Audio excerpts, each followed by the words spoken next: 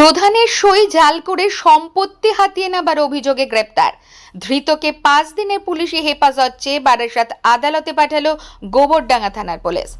সূত্র মারফত জানা গিয়েছে, গত 20/3/2025 তারিখে 7:55 নাগাদ মসলন্দপুর 1 নম্বর পঞ্চায়েতের মেল আইডিতে একটি মেল আসে। মহারাষ্ট্রের থানে থেকে হিমাংশু কুমার দাসের মেয়ে তনুশ্রী দাস মেলটি করে। তারা জানান, হিমাংশু দাসের বর্দার ছেলে সমীরণ দাস হিমাংশু দাসকে অবিবাহিত এবং 5 বছর আগে মারা গেছে বলে ঘোষণা করেছিল। নিজেকে একমাত্র ওয়ারিশান দাবি করে সমীরণ। হিমাংশু দাস ও তার পরিবার বহু বছর ধরে মহারাষ্ট্রের থানেতে বসবাস করছেন।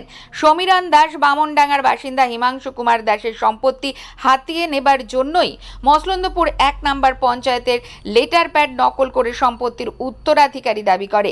মেল মারফত ঘটনা জানার সঙ্গে সঙ্গে ওই গ্রামের পঞ্চায়েত প্রধান কল্পনা বসু অফিসে খোঁজ নিলে দেখতে পান ওয়ারিশন সার্টিফিকেটটি ভুয়ো এবং পঞ্চায়েতে এই ব্যাপারে কোনো নথিপত্র বা রেজিস্ট্রেশন নেই। এরপরেই প্রধান মসলন্দপুর তদন্ত কেন্দ্রে জানিয়ে গোবরডাঙ্গা থানায় লিখিত অভিযোগ করেন। প্রধানের অভিযোগের ভিত্তিতেই পুলিশ তদন্তে নেমে গতকাল রাতে সমীরণ দাসকে গ্রেপ্তার করে এবং 5 দিনের পুলিশি হেফাজত চেয়ে আজ বারাসাত আদালতে তোলে। ঘটনা হচ্ছে, কালকে একটা মেলে একটা চিঠি আসে বম্বে থেকে, তনুশ্রী দাস সে চিঠিটা আমাকে পাঠিয়েছে যে আপনি আমাকে একটা ফলস সার্টিফিকেট দিয়েছেন যে আমার বাবা মারা গেছেন, কিন্তু মারা গেছেন একমাত্র ওয়ারিশ হচ্ছে বামনডাঙ্গা সমীরণ দাস। হ্যাঁ, আমি আমার রেজিস্ট্রেশন খুঁজে ওই মেমো নাম্বার কিছু খুঁজে পেলাম না। তারপরে দেখলাম সইটাও আমার না, প্যাডটাও আমার না, আমার পঞ্চায়েতের কোনো স্টাফেরই লেখা না ওটা। হ্যাঁ, খুঁজে কেটে কোথাও পেলাম না। তখন আমি ফাঁড়িতে জানাই যে সার্টিফিকেটটা আমার দেওয়া না। তখন উনি বললেন আমাকে লিখিত দিন, তারপরে আমরা ব্যবস্থা নিচ্ছি। তারপরে আমি ফাঁড়িতে একটা লিখিত দিই যে এই সার্টিফিকেটটা আমার পঞ্চায়েতের দেওয়া না, আমার পঞ্চায়েতের প্যাড ইউজ হয়েছে, পঞ্চায়েতের আমার প্রধানের সই ইউজ হয়েছে, অথচ আমরা কিছুই জানি না। তখন ফাঁড়ির থেকে গোবরডাঙ্গা থানায় পাঠিয়ে দিয়েছে, ছেলেটাকে অ্যারেস্ট করে নিয়ে গেছে, আজকে হয়তো কোর্টে নিয়ে যাবে। আচ্ছা, এই যিনি মেল দিয়েছিলেন তার সঙ্গে কি এর কোনো সম্পর্ক যুক্ত আছে কি? যে মেয়ে তনুশ্রী দাসের জ্যাঠামশার মেয়ে ছেলে সমীরণ দাস, আদৌ তিনি ওয়ারিশান নয়?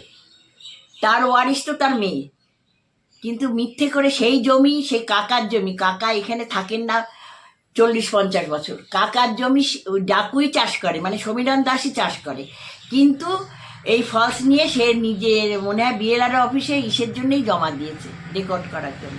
ওই জমি ওই চাষ করে, কাকার জমি ওই চাষ করে, অথচ ও একটা মিথ্যে সার্টিফিকেট দিয়ে কি জাল করতে চেয়েছে আমি জানি না, কিন্তু আমার সার্টিফিকেটটা জাল করে নিয়েছে, এটাই আমার বক্তব্য। আপনারা তো সবসময় সতর্কতা অবলম্বন করেন ওয়ারিশান। সে তো নিশ্চয়ই, ওয়ারিশের ব্যাপারে তো আমরা মেম্বারের সিগনেচার বা আমরা নিজেরা খোঁজখবর নিয়ে তবে দিই, কিন্তু এটা তো লাগেনি কিছু, নিজেই তৈরি করে নিয়েছে, আমাদের পঞ্চায়েতের কিছুই না, ও নিজেই সার্টিফিকেটটা তৈরি করে নিয়েছে। আচ্ছা, যারা সাধারণ লোক যারা ওয়ারিশানের ব্যাপারে আসবেন তাদের উদ্দেশ্যে কি বলবেন, কিভাবে তারা করবে? তাদের উদ্দেশ্যে বলবো, এটা বিপজ্জনক সবার জন্যে। যে নিচ্ছে সে তার পক্ষেও বিপজ্জনক, যে দিচ্ছে তার পক্ষেও বিপজ্জনক, দুই পক্ষই এখন সতর্ক হয়ে যাওয়া উচিত। আমরা পঞ্চায়েতের জনপ্রতিনিধি, আমরা ঠিক আইন দেখাতে গেলে তারা অসন্তুষ্ট হয়। এগুলো ওয়ারিশ সার্টিফিকেট খুব কঠিন জিনিস, এটাকে এইভাবে সহজভাবে নিলে হবে না। বলবো সবাই সতর্ক হন, ওয়ারিশ সার্টিফিকেটটা দেখে শুনে দেবেন, বা যে নেবেন সেও দেখে শুনে নেবেন, কারণ উভয়েরই বিপদ, সেটা ভেবেই সবার চলতে হবে।